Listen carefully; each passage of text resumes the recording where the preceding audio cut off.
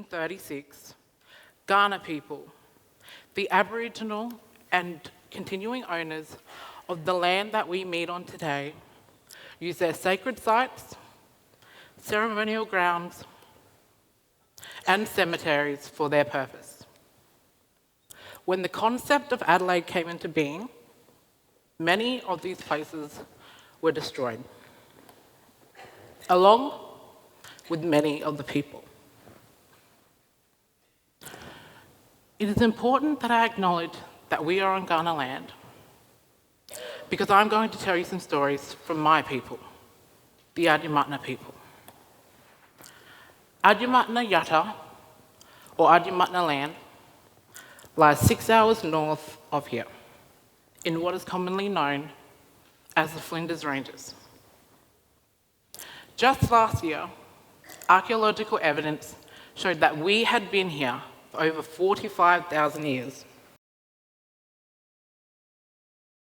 The first story I'm going to tell you about is the Yama T.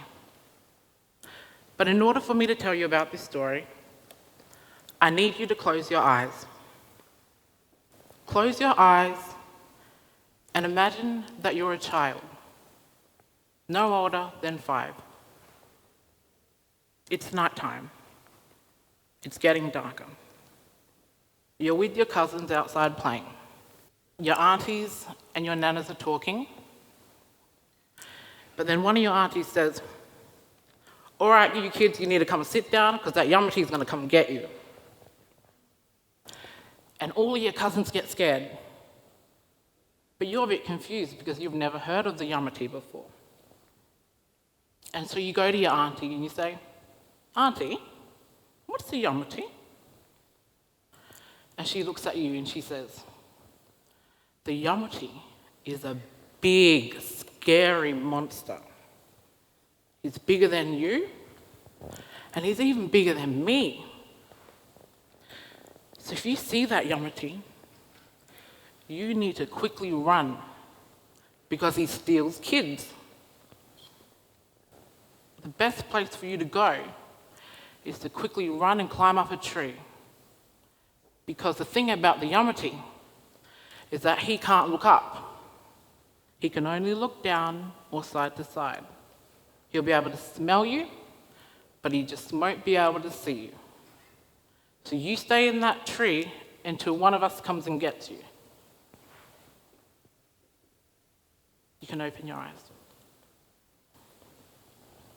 The story about the Yama T came up last year when I started looking at research into rock art studies in South Australia as a postgraduate archaeology student.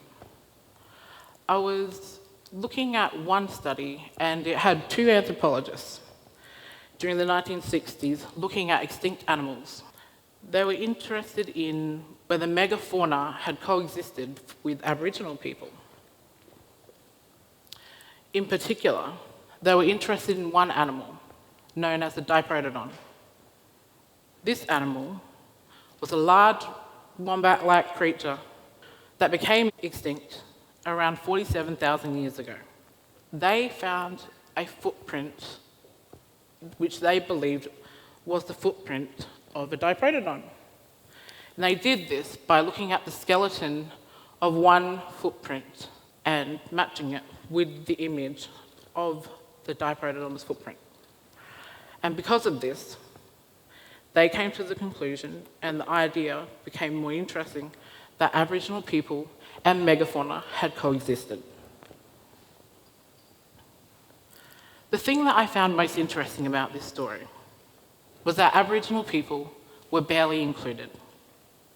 The only way that we were included was as informants.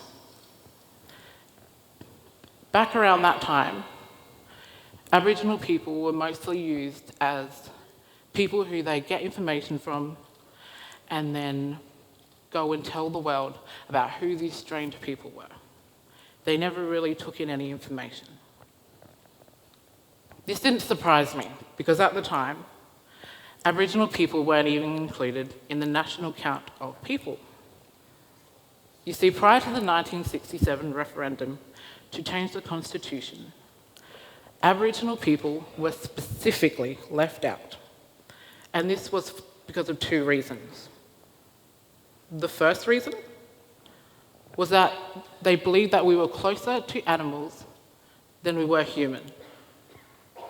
The second reason was that they believed that we were dying out, which is clearly not true because I'm here today. The thing that surprised me most is that I had grown up knowing about this animal. And if you hadn't realised by now, that animal is the Yama T. The story that my nana told my mother told me and my sister, who told my niece, is the same story, the same animal that they were looking for in this rock art. And this is a picture that my niece drew of the Yama T. The thing is, all of our stories actually talk about megafauna. I don't think there's too many stories out there that talk about a small animal. All of them, or at least most of them, are big, such as the story of the large snake. This snake ate too much sap from an acacia tree, and it vomited all across the land. The places where this snake vomited are known to you as uranium. And so, uranium to us is poison. And most of these places right now are used as uranium mines. At the time, Adnyamathanha people disagreed with mining. However, the Australian law never let us say no. Rather, we had the right to negotiate what we received. And what we received was payment. A payment that I can tell you is less than about enough for a week's worth of food for a family. So, you've probably heard about these stories as myths or as legends in books, in your classrooms.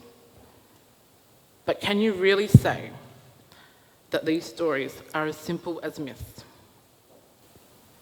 50,000 years worth of occupation tends to get thrown around a lot, like it's nothing. But here are 50 squares, each square representing 1,000 years.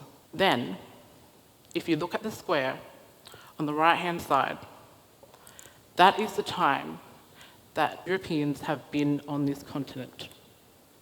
And I'm not even talking about James Cook. I'm talking about the first European boat that sailed past and said, "I see land." So if we've been here for that long, why aren't we considered experts about the land? How is it that 239 years worth of knowledge is equivalent to 50,000 years worth of knowledge? The stories I've told you today come from my elders. Elders are the people in our community who have the knowledge that is equivalent in white Australian society of a PhD degree, which is why they are central to my research. Whatever they say I can and can't do, I listen to.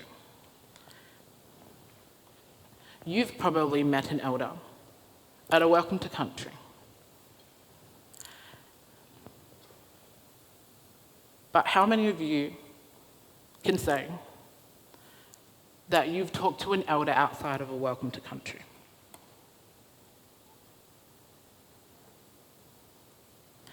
If the only time we talk to elders is when we're asking them for a Welcome to Country, then we are not seeing them as the people that they are. We're not seeing them as teachers, as guides, as instructors. It's time to move on from only seeing elders as people who provide welcomes. It's time to see them in positions where they can make decisions and see them for what they truly are as the leaders of this nation. Thank you.